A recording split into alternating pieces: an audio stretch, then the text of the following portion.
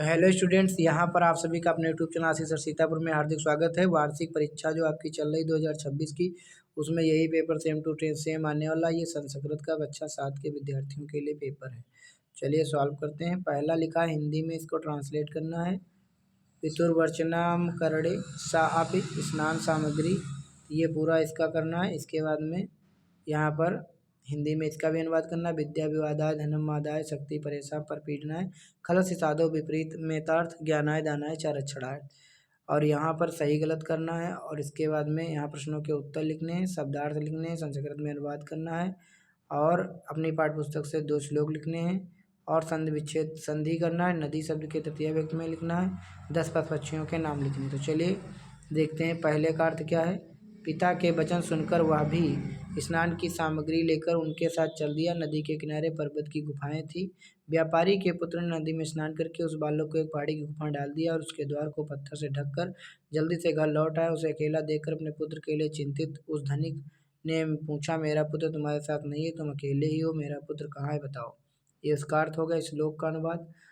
दुष्ट व्यक्ति की विद्या विवाद के लिए, धन घमंड के लिए और शक्ति दूसरों को परेशान करने के लिए होती है। इसके विपरीत सज्जन व्यक्ति की विद्या ज्ञान के लिए, धन दान के लिए और शक्ति दूसरों की रक्षा के लिए होती है। सही विकल्प नरपतिम ता तम। सही विकल्प मुनिम सत्कारेण तोषयेत।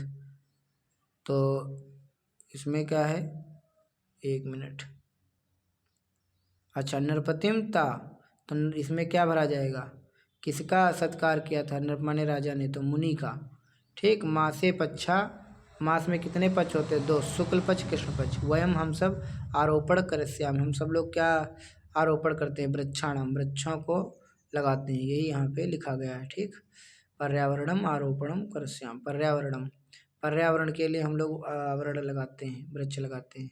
तो भैया इसमें पर्यावरण भरा जाएगा, इसमें 2, इसमें मुनि। ठीक, दोनों में दूसरा दूसरा विकल्प है। यहाँ उत्तर देना है। सप्ताहस्य पंचम दिवसा का, सप्ताह का 5वां दिन कौन होता है, मायादशा का आसित, मायादश कौन था, का ऋतु ऋतुराज्य कथित, के केदारम खनंत। तो इन चारों के आंसर देने हैं।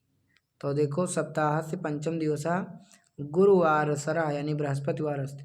मायादशा का, मायादशा एक लुब्धा लालची नृपा आसीत।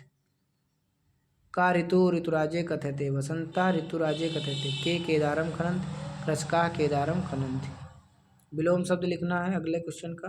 दुर्जन माने सज्जन होता है, रिपु का मित्र होगा, आलस्य का परिश्रमी या उद्यमी और पंडित का मूर्ख, मूर्खा मतलब विलोम शब्द। और क्या था, संस्कृत में अनुवाद।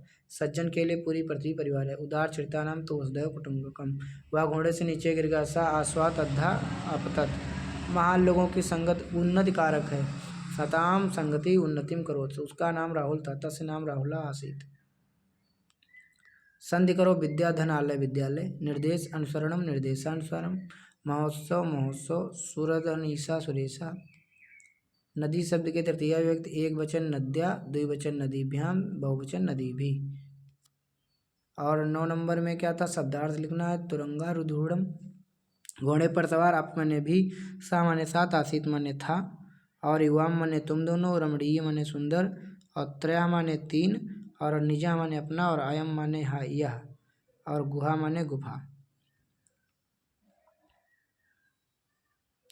और 10 नंबर में पशु पक्षियों के नाम संस्कृत में लिखना है। सिंघा माने शेर, गजा माने हाथी, अश्व माने घोड़ा, धेनु माने गाय, बानरा माने बंदर, मयूर माने मोर, शुष्क माने तोता, काका माने कौआ, और कपोत माने कबूतर, और कोकिला माने कोयल।